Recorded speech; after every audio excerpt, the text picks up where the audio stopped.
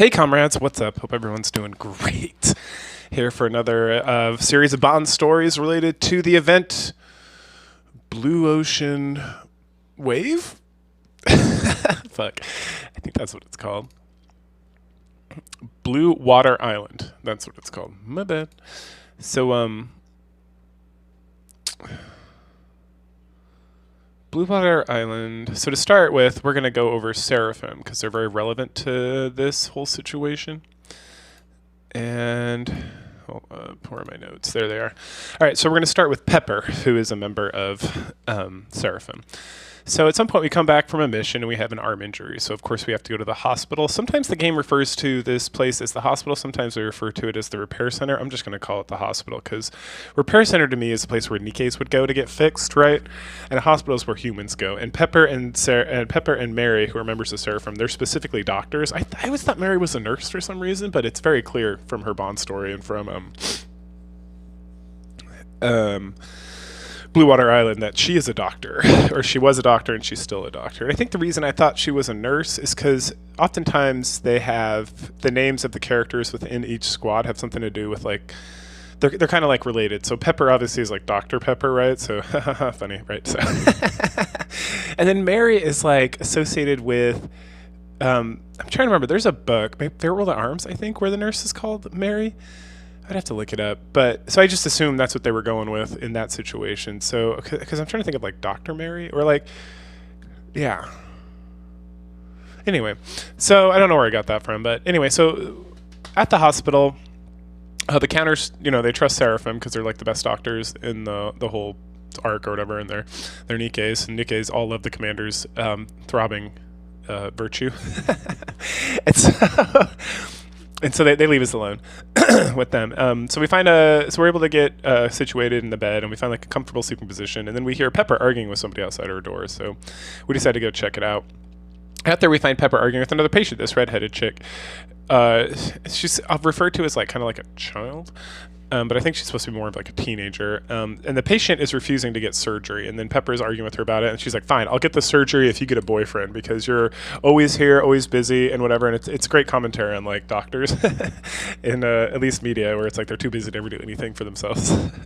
Unless you're watching like Grey's Anatomy, Scrubs, ER, where they're banging all the time. Anyway. At that point, she notices us, and so she approaches us, and she's like, oh, hey, boyfriend. And she's like, will you please pretend to be my fake boyfriend so this girl get surgery that she needs? And we're like, oh, yes, that sounds great. And then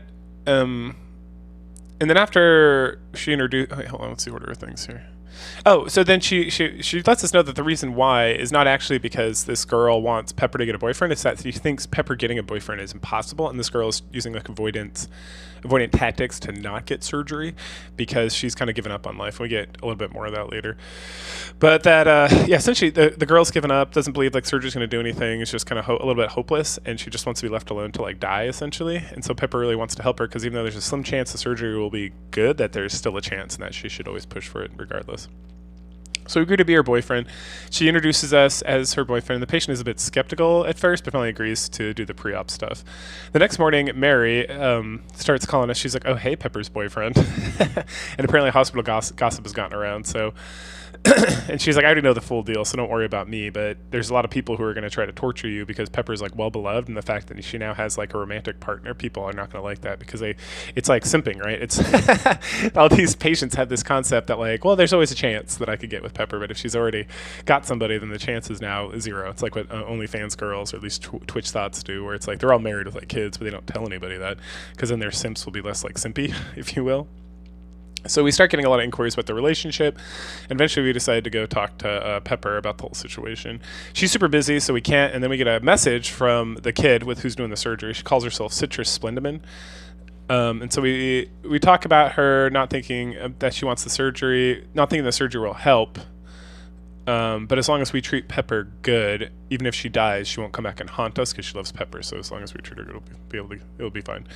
At that point, finally, Pepper has a minute to like come hang out with us. A few days later, we've locked ourselves in a room because we got tired of being questioned, tired of being bothered, but we're bored because it's been like 2 days of just like sitting in a room watching TV, essentially. So we wait till it's evening time, and everyone's kind of like quieted down, and we sneak outside for like a little walk in the what do you call it, the courtyard area of the hospital. Out there we find Pepper.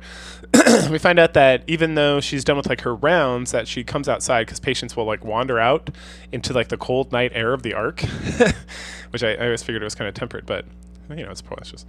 And she wants to make sure people aren't, they have jackets or blankets there, or they need to come back in if they're really sick so that they don't get cold and get more sick. So we sit down with her and talk about her popularity and how the heads of the hospital give her a real hard time about being so popular because she needs to have like less bedside manners, which is the opposite of how like medical care works, because the more bedside manners you have, the better people get, because if they like you, they find like a reason to live, which is what we do in therapy too. It's like all about relationships. But anyway, and the hospital admin is like worried that the people are going to have a harder time getting better because they're going to want to stay sick to stay with Pepper, and that it's going to cause pain when they get released from being like separated or whatever.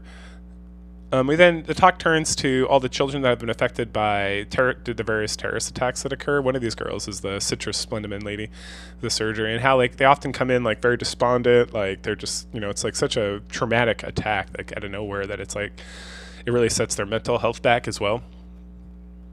And that her taking care of these kids specifically, like, and doing all this extra work is tied into her being good at her job, right? And the fact that all these patients love her and they always want her to be, they like her is a sign that she's good, not only like very personable, but that she's very good at her job because they take care of her. And so she likes the popularity. She's not going to change. We then talk about Mary a little bit. She like dick rides Mary. Calling her like the best doctor, calling her like an immaculate saint and all this stuff. And she doesn't mention it here, but we learn from other sources that Mary is actually the one who trained Pepper when they were both human, and also when after they both became Nikkes. So Pepper is kind of subordinate to her in a lot of ways. And that Mary has really gone to bat for Pepper to the hospital administration because they've given her a hard time. And then after this talk, then kind of like a pep talk we do, Pepper's like super confident the surgery is going to go well. So a few days later, the surgery for the Citrus Splendiman was a success. But now the girl is like healed, but she's been in like a coma since and hasn't woken up. And so Pepper, we find out, has been really sad, been hanging in the courtyard. And so the patients don't see her being sad. And that we find that our bones are all good to go and that we're going to be discharged soon. So we head out and find Pepper in the courtyard. And then we mention that, like, hey, since we're both off duty soon, we should go on a date. And she gets upset, being like, Mary just sent you to cheer me up. I don't need your, like, grift or whatever. I don't need your sympathy. And then we bring up Citrus Splendiman, and that, we kind of throw back in her face the whole thing, her justification for the surgery, because there was like a low chance it would work, but she did it anyway because as long as there's a chance, it's worth it. That like she's concerned because there's like 1% chance that Citrus Splendiman's going to wake up from this coma or something. And we're like, hey, there's still a chance. Do you not believe in that anymore? Blah, blah, blah. And so it's like, okay, you're right. And she's like, and so we decided to go on a date, and what we're going to do is we're going to go buy a bunch of Citrus Splendiman because clearly this coma girl like loves it, and then she's going to give it to her as a way to like kind of encourage her to wake up. So we go out on this date, we buy a whole bunch of like Citrus Splendiman, like orange and lemon and lime and all that crap, and then she says, so we should do like a real date another time. We're like, you bet, girl. And then Pepper spends the next few days bringing the Citrus Splendiman to the girl, and eventually she wakes up and she's super excited, and then Pepper kind of tells us about this. She thanks us, gets flustered, and runs away. Later on,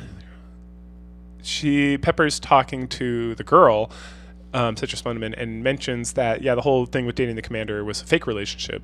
And they have like girl talk about it, and the girl's like, you should go. You clearly like him. You should tell him, blah, blah, blah. And it pumps her up. So she heads out to find us, and we're about to leave. So now we're actually discharged. And we get a message as we're like packing up our room from this Citrus Splendiman, who's like, hey, you should wait 5 minutes. And then she's like, I wish you your best with your girlfriend. Hee hee hee. And at that point, Pepper rolls in, and she confesses her love for us, or like for us, and asks us to go on a real date. And we agree. So we hug it out. And that wraps up her Bond story. Next up, we have Mary's Bond story. So Mary is like on TV doing an interview on like some sort of variety show, like I don't know, like a Conan O'Brien or something. I don't know what the ones these days are, but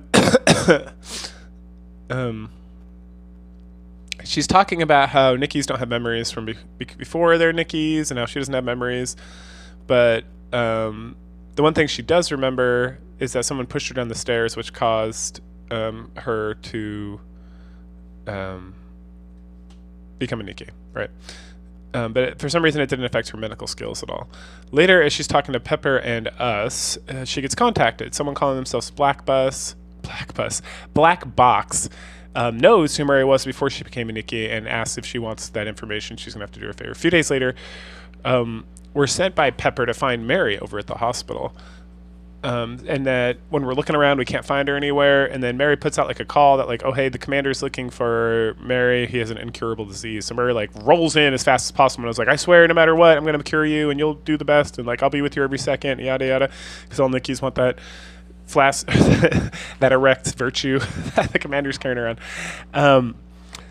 And so at that point, we were explaining the whole situation that no, we're fine. It's Pepper just used that to get in touch with you and blah, blah, blah. And at that point, she gets another call from Black Box and that there's like conversation about finding something so that she can get the information about before she died or became a Nikke and all this stuff.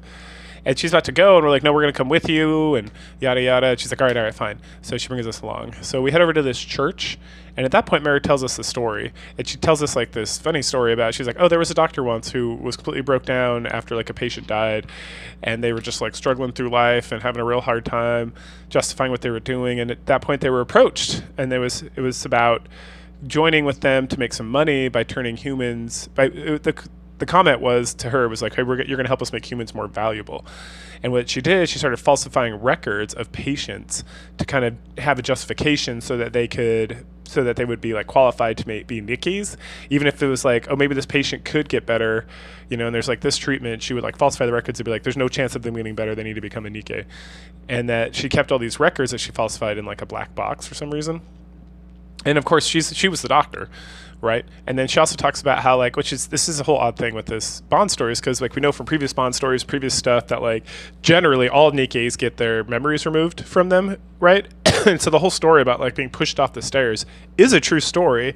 But like in context, she mentions it as like why she has amnesia and doesn't remember her past. But like most Nikkes, if not all of them, don't remember their past, because that was like a whole thing we learned about, that like if Nikkes remember their past, it can cause like a mind switch because they try to connect with their family members and they get rejected because they're not the same person anymore, which they're not, but they kind of are because they have the memories.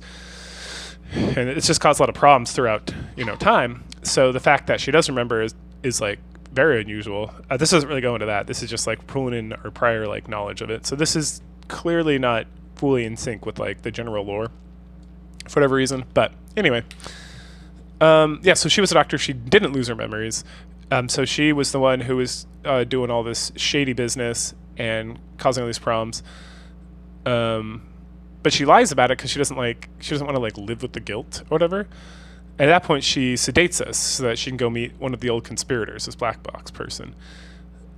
She then has a flashback to the day she became a Nikke. She recalls hearing a voice calling her like a hypocrite and all this stuff, and then pushing her down the stairs, which should have killed her. But then, she's like, well, I guess I'm dead. I guess I got what I deserved. And then she wakes up and Mustang is like, hey, what's up? And he mentions that there's tons of Nikkes in this room, and there's tons of people who would love to get revenge on her for like the bad things she did. But instead, she can make it up. She can redeem herself. And at that point, for some reason, he asks like her real name, and she doesn't give it to him, so she's going to get punished. So instead of having her memory erased and being able to like start life anew, the punishment is that she will keep her memories, and this will kind of inspire her to be more honest and to remember the things that she did, so she doesn't do the same thing in the future, so that she can be a more moral and upright person and like get this redemption. The logic's not super sound there, but it's Mustang, so I'm sure he has some crazy reason for doing whatever he does.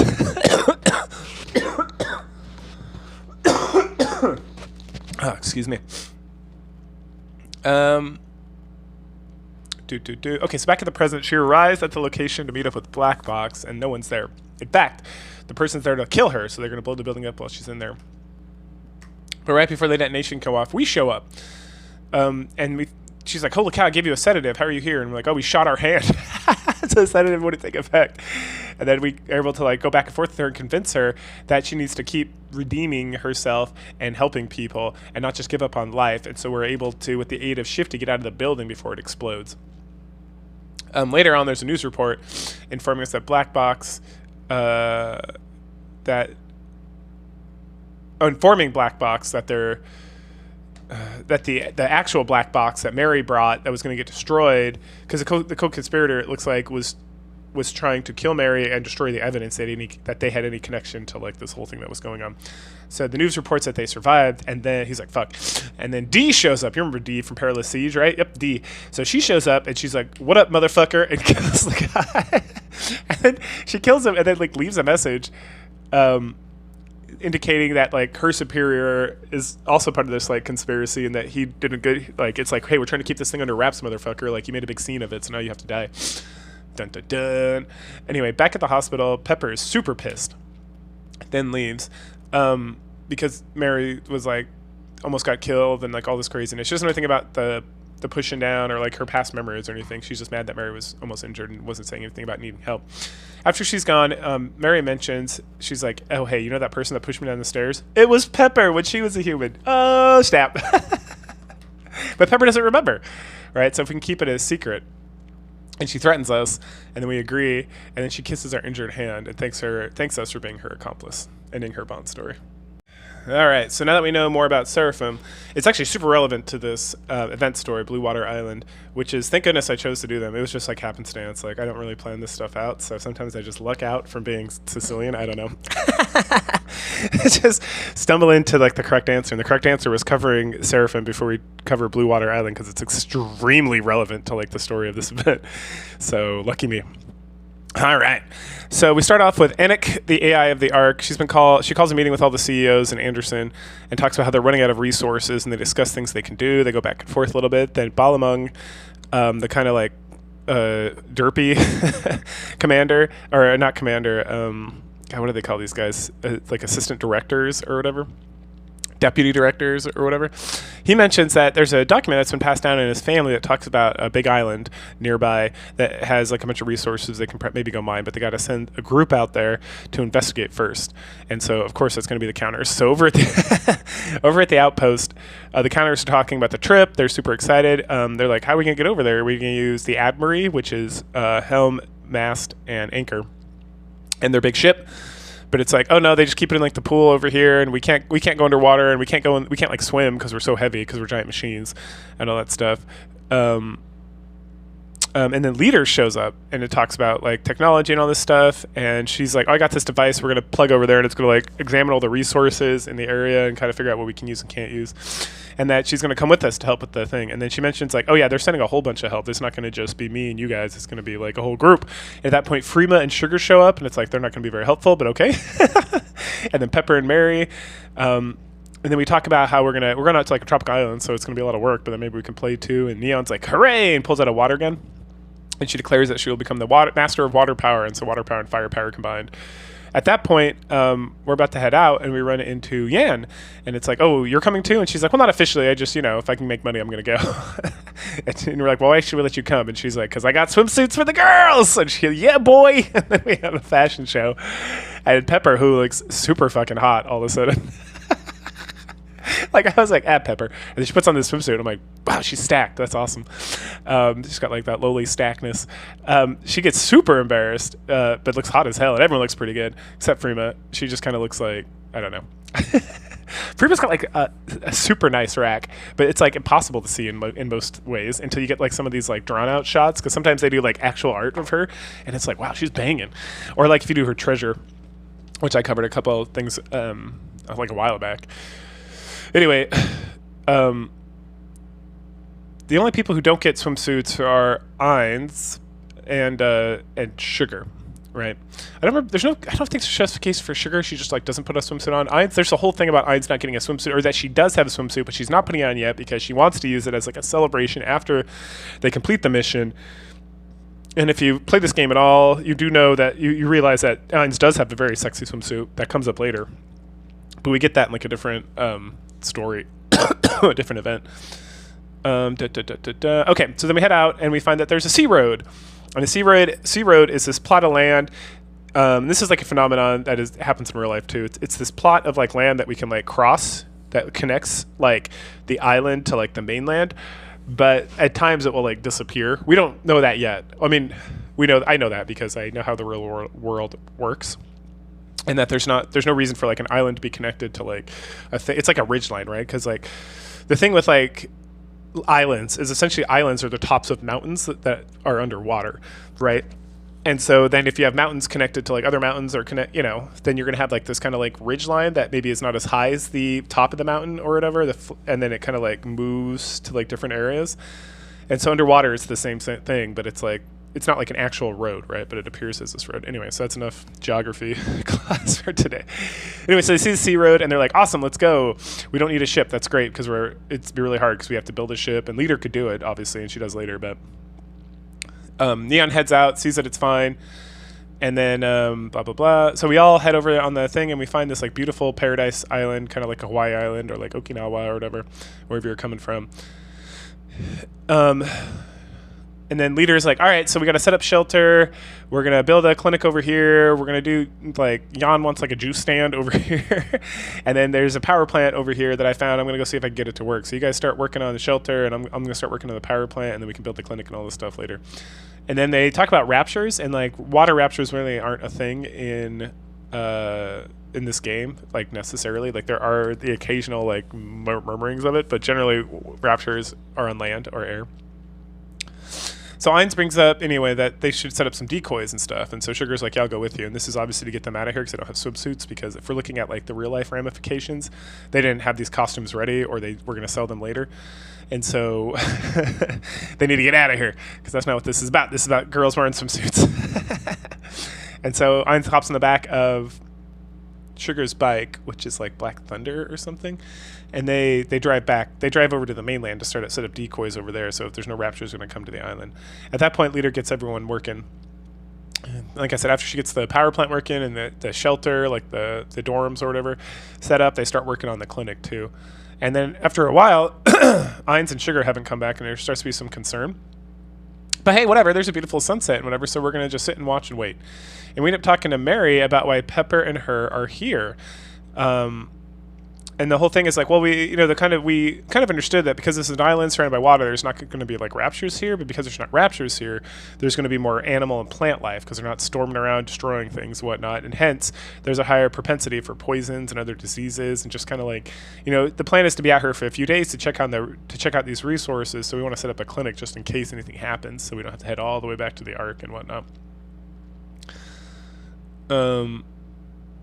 And so then we talked about the clinic a little bit and whatnot, and then as we're walking around talking, we get like a cut on our foot, and we're like, it'll be fine. And then we end up falling asleep. Later on, Mary wakes us up, and Ainz and Sugar still haven't returned, but the waves are getting pretty intense. And then we kind of lay there and watch as the road gets covered up by the waves, by like the tide essentially, and it's like ruh-roh. And then over on the mainland, Ainz and Sugar are stuck, and they're like, fuck. So then we head back over to the house that Leader built, and we're all discussing the situation. And it's like, well, whatever, we'll just get to work, and then like maybe someone will come get us, or we'll figure it out if not. And so we're here to do this. And then we talk about the road a little bit, and then we get a geography class here, and essentially everything I said before about sometimes these things get covered up by like high tides or like the moon, whatever, and sometimes they kind of come back out and whatnot. We bring up the documents that the Balmon guy gave us. I always say his name wrong, but it's something like that. And it shows that the road was there, and then Mary and the commander talk about how this is like a phenomenon. I can't remember what it's called. They name it, but I didn't write it down in my notes. And that we can just wait. So while we wait, we can work and we can party. And well, everyone's like, cool, let's party and have a great vacation. And Leader's like, nope, we have a job to do first. We can do that, and then we can play afterwards. Once the job's done, I'll allow it. She's like, taskmaster. Anyway, some time goes by. Wait, did we cut our foot here? Maybe we cut it at a different point. Okay, so forget the foot cutting thing. I think that's an Urban story, actually, for Mary Bay Goddess, who's one of the Nikkes we get here. So Leader starts working on the machines for detecting other minerals. Rappy and Vault are looking at maps and trying to figure this out. Vault is Leader's dog. Anyway, so they're looking at maps, trying to figure out things that can be used in the area. Freema is quote-unquote helping. And then Neon and the commander. So we spent a lot of time with Neon on this because she's the other one who gets like a special character. So Neon and Mary both have like, as part of this event, they got additional SSRs. Well, Neon was a SR unit before, but now she's got an SSR unit. So we spent a lot of time with her and Mary because they're trying to get you to buy those characters right at this point, or invest in their time-sensitive banners. Okay, so they're the main focus of this story, obviously. And so we hang out with Neon, and we're like eating random foods to see what's good and what's not good. We eat some random fish, and then Jan's like, maybe you guys shouldn't just eat a bunch of random shit without testing it first. And we're like, YOLO! And so of course we get food poisoning. And so we're knocked out at the clinic, and Mary's taking care of us, and she sasses us about not taking care of about our YOLO lifestyle. And then Neon, even though she's like vomiting and whatever, she swears to live in the moment and continue the vacation. And as we're recovering, the whole place starts filling up. So Freema has like a head injury from like falling out of her hammock, and then Mary calls her bullshit and says like, you just want to use like your hammock fell and you're too lazy to set it back up and you just want to take a nap in these medical beds, so quit malingering. Which is great. Rappy like sprained her ankle or something, and now she wants a whole leg replacement. And then Mary's like, no, we're not just gonna replace your leg. Take better care of your body, you crazy bitch. And then Neon starts pointing out how like, wow, Mary's like super busy. Like she's like running around, spending all her time at the clinic and whatnot. And we find out that Pepper told her to go have fun, and like relax a little bit, and that she can also cover the clinic, but Mary like absolutely refuses. And so Pepper comes up and like, hey, can you help us get like Mary to relax? And so we talk about like a plan and like what we can do. And at that point, Mary notices that Pepper is whispering to Neon and us as the commander. He's like, what are you doing? And she's like, nothing, tee hee hee. And so then we implement some of these plans to get Mary to have some fun. So we start by playing like Neon and the commander start playing volleyball, and then we knock the ball over to the clinic, and we're like, hey Mary, come join us, it'll be so much fun. And then she's like, what about the clinic? And like, Pepper's there, and she's like, oh good, Pepper can go play with you. Wah wah wah. So that fails. Next we plan this whole thing with like we hide like a water gun up at the clinic, and then we start having a water gun fight, and then we accidentally shoot her, quote unquote, spray her with water, and she's like, thanks, it was really hot, and then she keeps going to work. Wah, wah, wah. And so next it's Neon's like, we should collect shells and we can decorate the clinic, and maybe that will encourage her to like come out and play, I guess. So we go out and we start collecting shells and talking about it, and we find out that Neon's extremely good at finding like very beautiful shells and putting this stuff together. So as we're doing that a bit later, Mary and Pepper are like cleaning up the clinic, and then they start hearing these like thud thud sounds, and Pepper's like, maybe it's squirrels, and Mary's like, there's no squirrels in this fucking deserted island. But then like there's like a thunk, and this thing falls on the like in the clinic, and Mary finds it's a bottle full with shells, and then Pepper's like, ooh, I'm gonna go over here and work on stuff. And then Mary comes to confront Neon and I, or the commander, and we discuss that, hey, you're here, you need to take a vacation. And she's like, no, I have to do all this stuff. And then Pepper comes over, and they discuss how Mary never takes a day off. Like she's never like ever taken a day off in her entire career or whatever, so she's become a Nikke. And it's like, hey, we're on this beautiful deserted island, and like sass her some more, and then finally she agrees to take like one day off. And then the girls hug, and then we try to hug, but then like it's too much hugging, I guess, because we get shut down. So we decide that we're all going to meet up at 5 a.m. to watch the sunrise, and Neon's like, nah, I'll catch you all too later. That's way too fucking early. But everyone's up first thing in the morning. So first thing in the morning, we check in, and everyone's here. So leader's like, all right, cool, I've set up the device, it found some stuff. Also, there's 0 raptures in the area, so it's safe to mine here. Next up, Rappy, Vault, and Freema have found a mine that has a lot of copper and silver. No gold. Gold is more important because it's better with electronics and stuff. But they're going to keep looking. There's some more stuff to see. And then there wasn't too many things found at the old resort that exists here, but they're going to investigate it some more. And then Eon and Neon talk about like the food supplies. They found a grain that has developed, like evolved since coming to the whole Rapture invasion. It's something that's not familiar, but it's similar to corn. Except that it'll grow very well in like humid climates, so it might be very good for cultivation in the Ark. Lastly, Mary and Pepper, they report. They don't really need to report because everyone's been using their services on some level. And then we say a light outside, and it's like, hey, it's a sunrise, so we all go outside. Everyone loves it. Mary says it's much better watching the sunrise from out on the ocean, out on the beach, than being up at the clinic. And at that point, like, time to have fun. And so she starts a water fight, and then so Mary starts getting into it as well, and everyone's like having a good time. And then at some point, Pepper pushes, she's like lands on the ground. Pepper slips and like lands on the ground, and she's like, oh, it's super soft, you should come sit on it. Mary's like, no, I don't want to. And so she pushes Mary, and Mary falls on the ground as well. And this triggers like the very subconscious memory of her pushing Mary when they were both human down the stairs, like from the Bond story, right? Because it's very relevant. I was like lucked into talking about it right before her. And the whole thing, you know, is because she was selling girls to become Nikkes or whatever. But Pepper, she has like this crazy, it's like she kind of recollects, but doesn't really recollect. And then she starts freaking out. And then she's like acting like nothing's wrong, but she's like really twisted about the whole thing for a moment. And so then she wanders off. And then Mary's like, hey, can I get a rain check on having fun? I'm having a really good time, but I want to go check on Pepper. And we're like, yeah, that's okay. She says she doesn't want to, okay, yeah. And she's like, no, really, I want to do this again. Like, I almost forgot that the clinic was there because I was having so much fun. And then she heads up the beach. And so then we start talking with Neon about different activities that we can try to get Mary back involved with. Talk about making like a surfboard or a boat or like whatever. Over at the clinic, Pepper is thinking about the thoughts she just had. She's very confused. It's not like solidified. She's like talking out loud to herself. And then Freema's like, yo, what's up? She's like, what are you doing here? She's like, I was sleeping, of course. And then Pepper like unloads all her information to Freema, who's like so aghast that someone's like talking to her so like pointedly that she's just like dead silent. And because she really just wants to be left alone.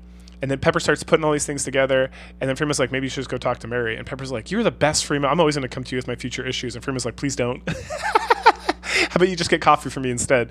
But don't get milk or sugar coffee, right? Because that's their whole thing with Cafe Sweetie is like they always hate, they like get Freema coffee. And then Pepper's like, oh, I got it. You want me to come specifically to you. You don't want me to talk to anybody else. And Freema's like, no, that's not what I meant. But before that, but then Pepper runs off, and Freema's like a woman of few words. So I'm saying more than she's saying. She's just like, wait, no, and then already Pepper's gone, and she's like, God damn it. Also, and then we see as Pepper runs off that Mary was listening to the whole interactions over at the house. We're talking to Leader with Neon about a boat, and she's like, oh yeah, I already designed a boat. I just need materials. Which is good because this operation's almost complete and the road is still buried by water. And we're like, okay, cool, let's do that and we can get out of here. And then Mary's there for some reason and she's like, well, how long is it going to take? And it's like, well, about a week. Gather all the materials and then putting it together and testing it should be good. And Mary's like, wow, that's really fast, but that's good. The next day, Leader gives everybody like a list of things they need to do, like types of wood, whatnot. She also hands out assignments. So Rappy's going to take a team to demolish the hotel and get a bunch of materials from there. We, with Neon, are going to go get some wood. Pepper wants to come, but then Mary's like, hey, no, could you mind running the clinic? I'm going to go with the wood thing because you had a dizzy spell. And then like they argue, but then Mary's like, if I was the one who had that dizzy spell yesterday, and what would you do? And she's like, oh, I'd make you stay. And it's like, exactly. So we're out cutting down trees, and we almost drop a tree on Mary, and then she's like, not paying attention, and then she's like, oh, that's fine. And then she's like, do you mind if I cut the tree? So she starts cutting a tree, but she's doing like a completely shitty job, especially for being someone who's like a surgeon. So she's just like whacking this thing kind of like randomly. And so Neon's like, hey, I got a medical question for you. It's like, what diagnosis would you give somebody who's distracted and quiet when they're usually focused and chipper, and that it's been going on for a while? And then Mary's like, I don't know, depression or anxiety. It's like, how do you treat that? And then Mary gets like flustered, and she's like, I know you're talking about me. And she's like, well, I don't want to be pestered. You don't pester them, but you listen to them and be very supportive. And then Neon starts doing this breathing thing, and Mary's like, what are you doing? And she's like, whatever I need to be calm. So she's just doing like mindfulness. You should try it. It'll help with listening and feeling better. And so Mary's like, all right. So she kind of starts doing it, and then she feels a little bit better. Then once we're back, Leader checks the wood. She's like, oh, it's good enough for government work. Time to rest. And Mary's like, I'm gonna go to the clinic. After she leaves, Neon is like, we should follow her. So Mary heads to the clinic, and then Pepper's there doing stuff, and Mary's like standing by the water, like fooling around with it, and they have this like funny conversation about checking water levels to predict when the road's gonna appear. And Pepper's like, what the fuck? That's not what you're fucking doing. What are you doing? And then Mary changes the subject completely. And then she notices that she has like orange splendimin or something, some citrus splendimin. And then she like recalls, she's like, oh, you started eating that after that patient of yours you did surgery on that you got really close, right? So it's referring back to Pepper's Bond story.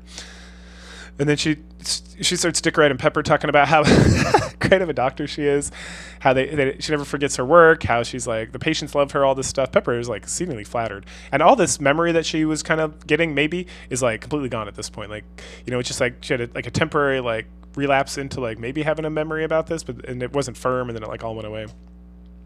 So, but Mary at this point is thinking about the time that Pepper pushed her down the stairs after she found out that Mary was selling girls to the Nikke program for money. And then Pepper kind of brings her out of it by talking about she's excited to get back to the hospital to get back to all her patients, and it's so fun and she loves it so much. And then Mary mentions kind of reluctantly that she can't wait either. The next day, Leader has processed all the materials, and she starts assigning duties to everyone to help build the ship. So we go over to Mary and check on her. She says she's okay. And we're like, really? She's like, yeah, sure. We talk about her not wanting to go back to the hospital, essentially. And she says, no, I really want to go back. And it's like, okay, she doesn't want to head back. So we talk to Neon, and she definitely agrees that something's up. But we need to give Mary some more time here to actually have a vacation and take a break, because clearly there's some stuff going on.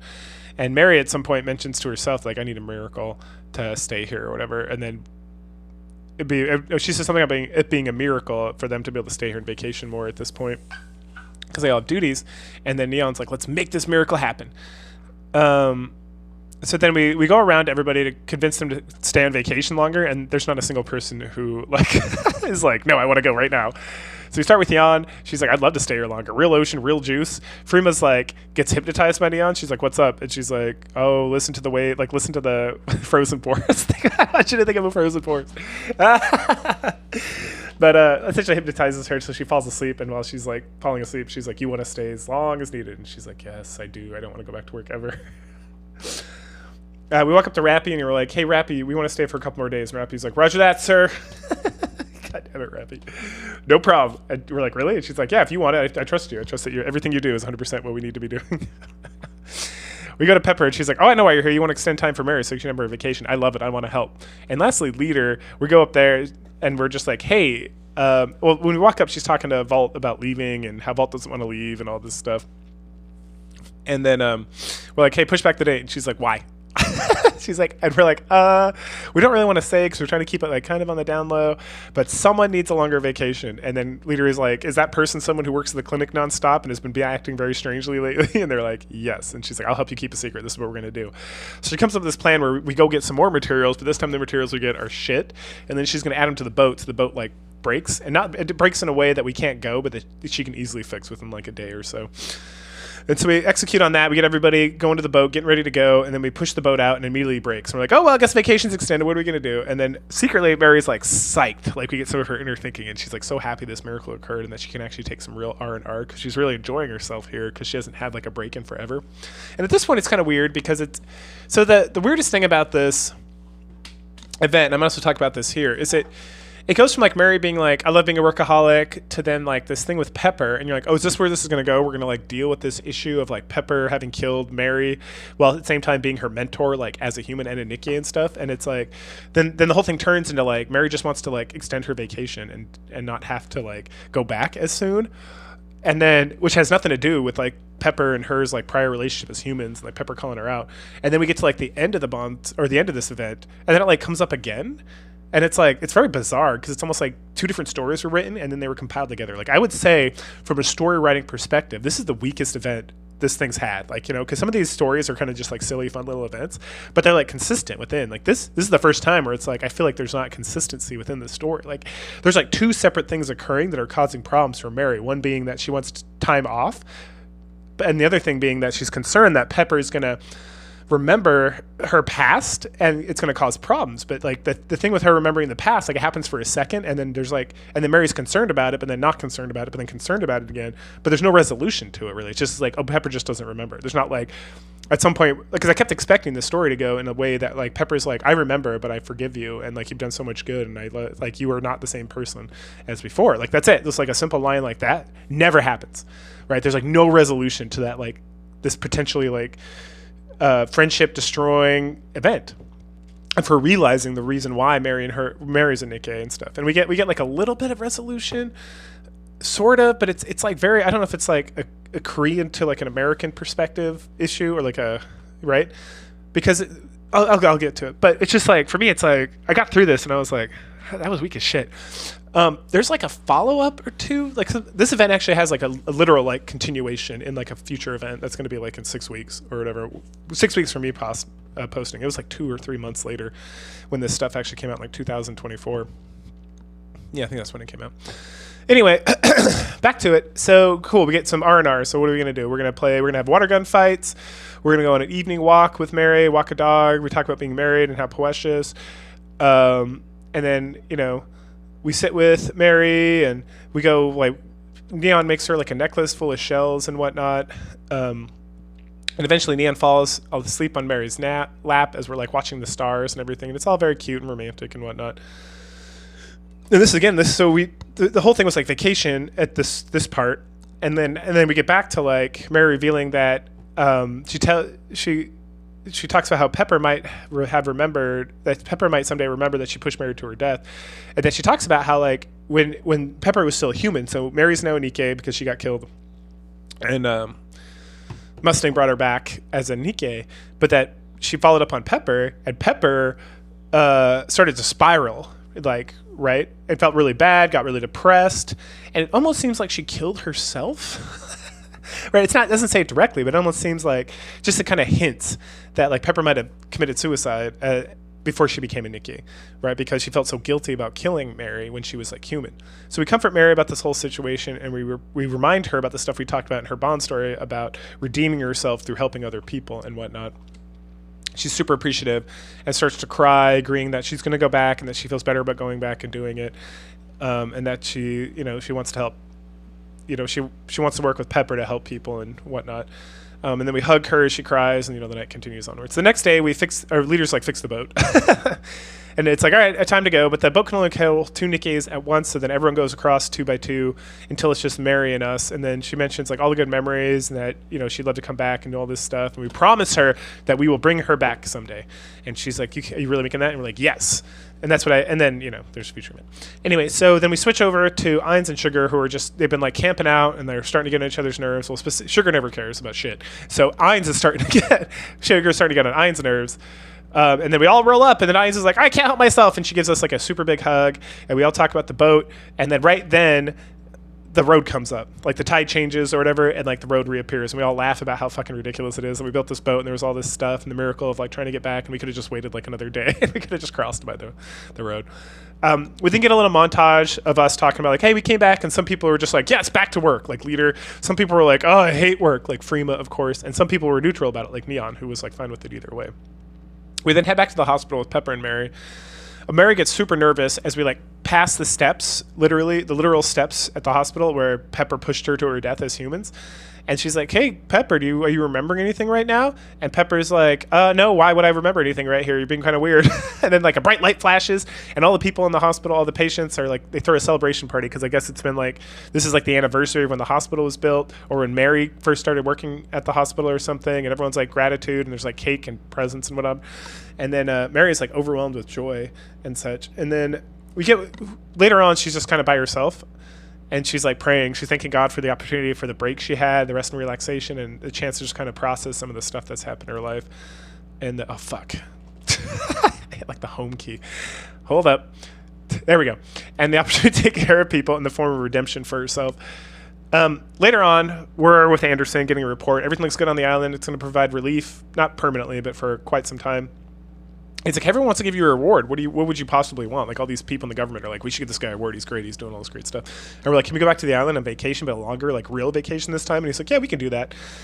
And remember the promise we made to Mary and whatnot. At that point, Shifty kind of chimes in. She's got a report. And they're like, hey, we're at the island. We found a super large object moving under the island. And we're like, oh, is it a rapture? And they're like, no, there's been no water raptures reported for like 100 years.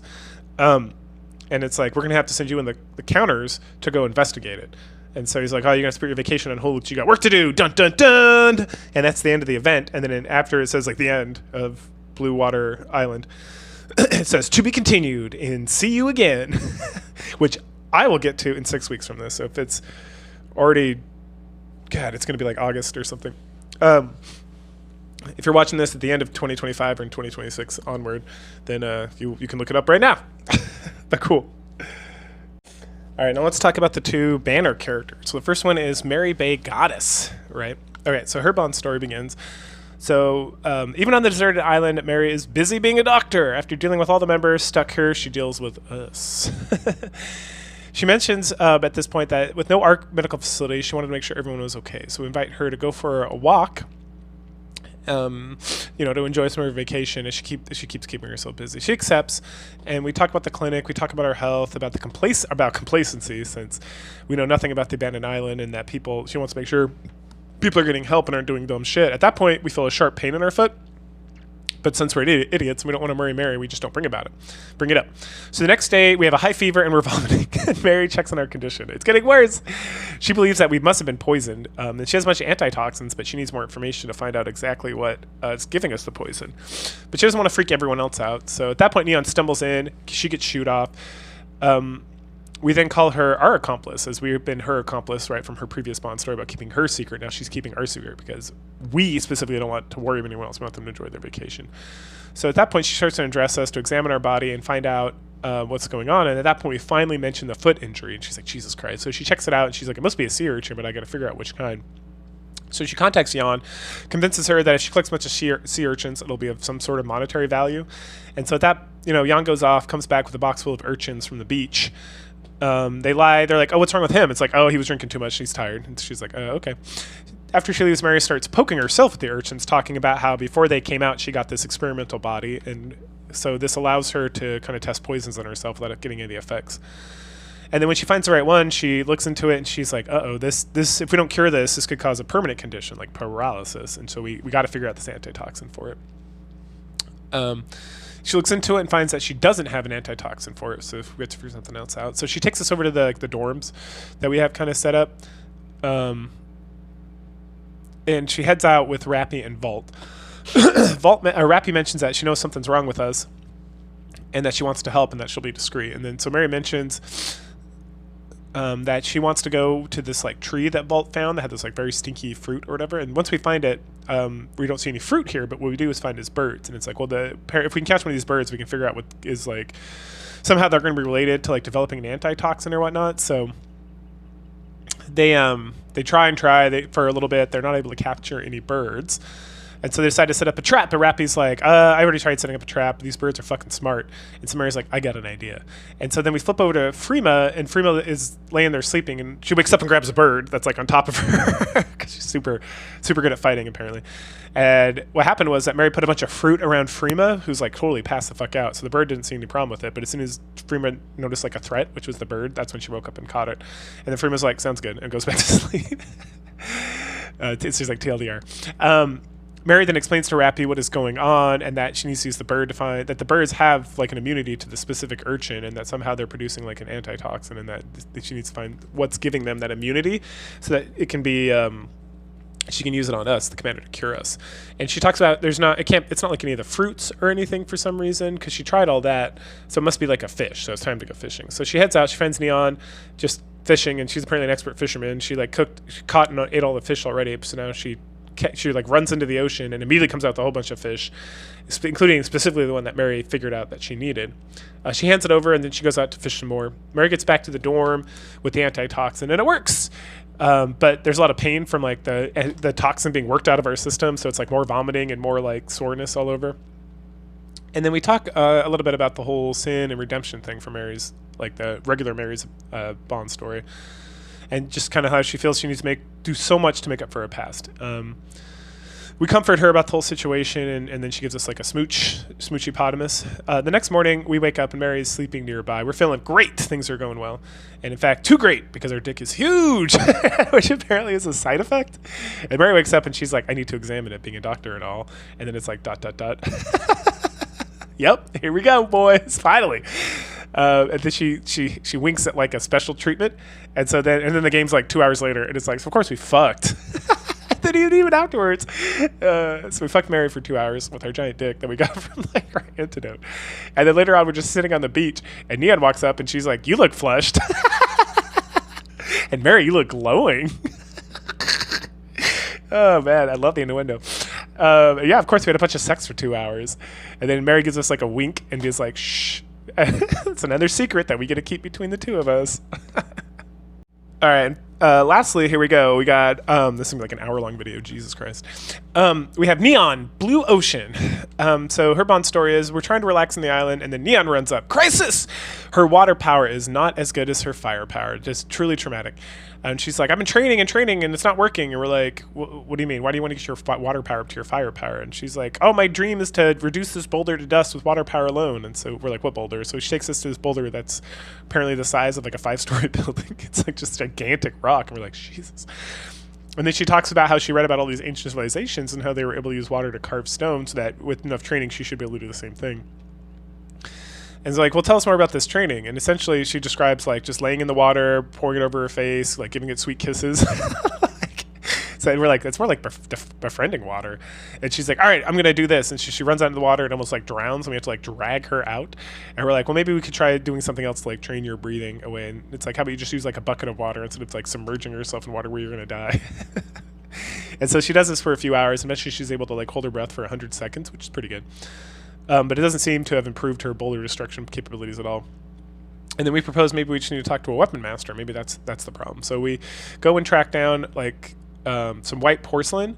Or then like the Bond story switches and it's like we're like looking for white porcelain, and it's like, why are we looking for white porcelain? And so then we have a flashback, right? So we went to consult Leader, who apparently is the legendary weapon master, about what we need, and apparently we need very intense materials to be able to contain the pressure of the water to create such a powerful blast that it's going to break out of and be able to destroy boulders, and that there's nothing on the sun that probably exists. So we're very insistent. So she's like, I don't know, you could go see if there's like any of this construction material in like the hotel or the resort or anything, but you have to go scavenge it yourself. So eventually this is where we find the toilet and decide, this is it, here we go.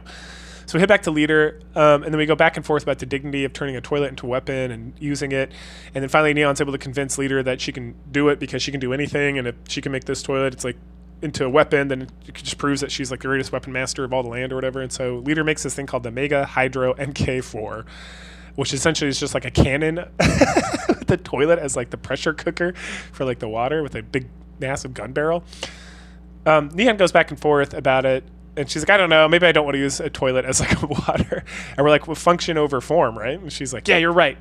So we head over to this boulder. We discuss how Neon's going to like blast it from far away, and she's going to like snipe it. And we're like, have you ever used a sniper rifle before? And she's like, nope, but I'm the best sniper in the world. It's like, okay, Neon. So once we arrive, she reflects on her desire to increase her water power and everything, and how it's super important that the water and fire be combined, like the powers combined. And then she like fires this weapon after like getting it all set up and doing it, and then it's just, we hear like the sound of a flushing toilet, and she's like, what? And then the whole island shakes because of like the pressure and power of the cannon that's being blown. And then once all the steam clears, the boulder has been turned to complete dust, and Neon's like, yes, I did it. So we celebrate, and she's like, I want even more water power. And so she goes back out to like hold her breath and like lay in the water and stuff, walking dramatically off into the sunset. The next day, we're both in the hospital because we both had heat strokes from being out in the sun too hard and working too hard in the sun. And Mary's like, Jesus Christ, you guys, you need to get hydrated. And so she's like giving us like, we got like the, what is it called? Like the saline going into our veins. I can't remember what it's called because I'm an idiot.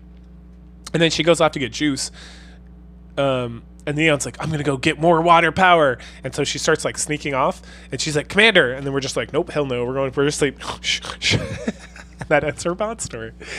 And so that's the everything surrounding the Blue Water Ocean, or the Blue Water Island event, with all the Bond stories with Seraphim and the new characters and whatnot. So go ahead, like, share, subscribe, comment, and you can join me again next week for chapter 15, which is Lucky, or in a couple weeks for the next event, which I think is Nya Nya Paradise, which introduces the cat lady.